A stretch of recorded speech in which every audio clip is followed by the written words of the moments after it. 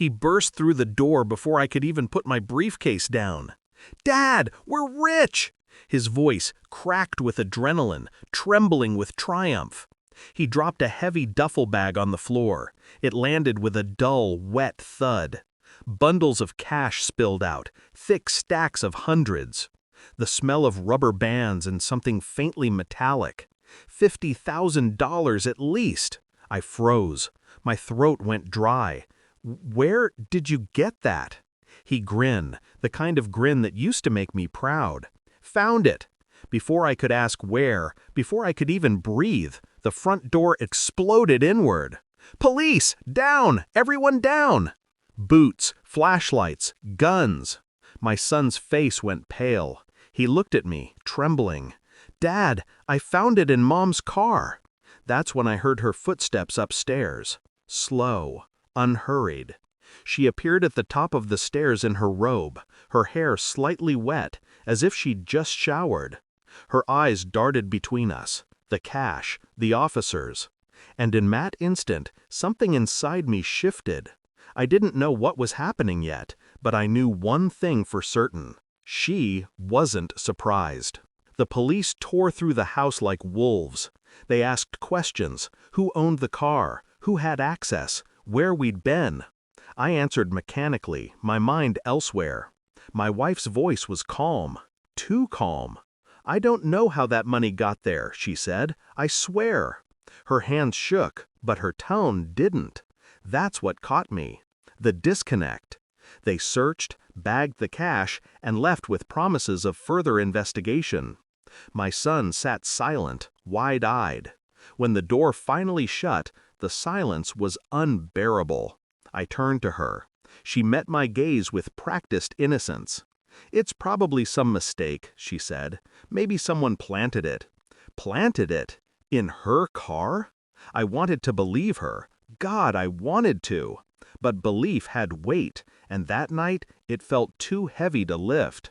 She went upstairs to call her lawyer friend. I sat in the dark living room, watching the reflection of the empty bag on the glass table. Something about her composure gnawed at me. The way she hadn't asked a single question about why the police came, only how they found out. That's when I knew. It wasn't a mistake, it was exposure. And whatever she was hiding, it was deep enough to drown us all. I began quietly. A phone left unlocked on the counter.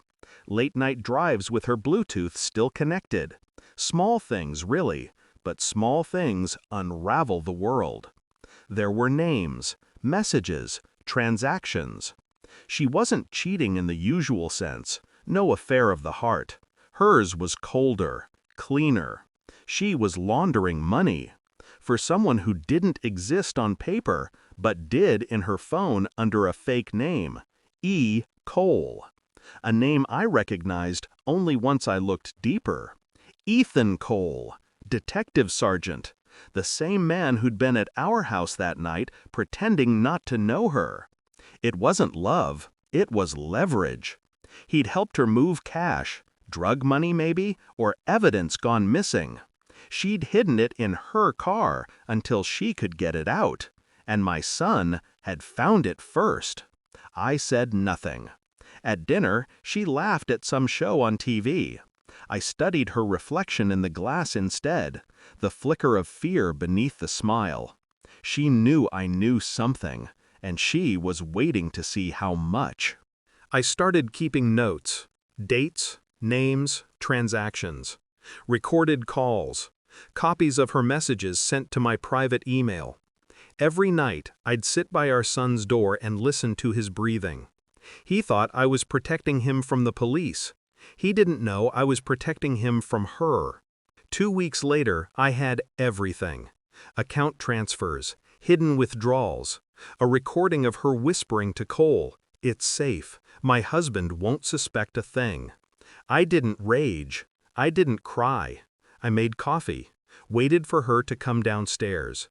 She sat across from me, still in her robe, the same one she'd worn the night it all began. I slid a folder across the table. She stared at it, unblinking, then back at me. "What is this?" "Everything." She opened it. I watched her face fall in stages. Confusion, realization, terror.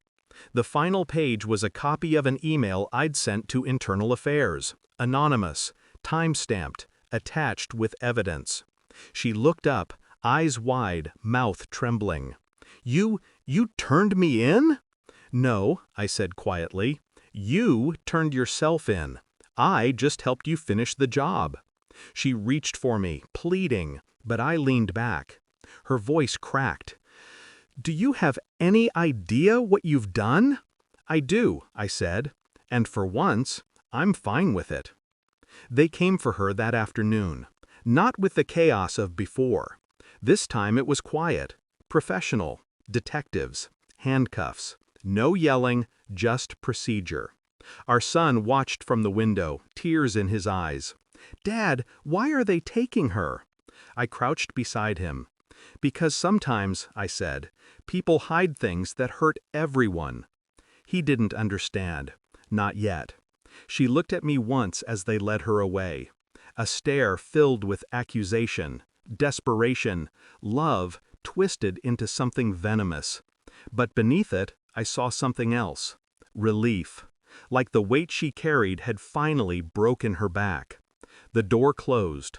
The sound was final.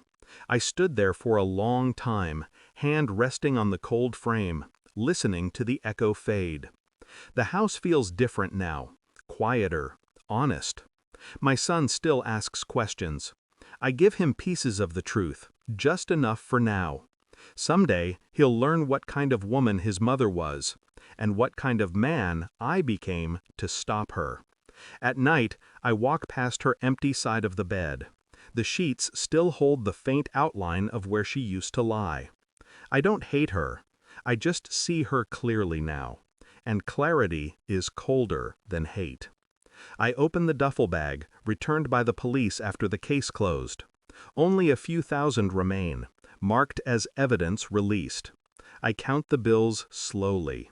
Then I burn them, one by one, until all that's left is ash, rising through the smoke like a ghost finally free. I watch it drift upward and whisper, "You can't buy your way out of the truth." And for the first time in years, I sleep without dreams.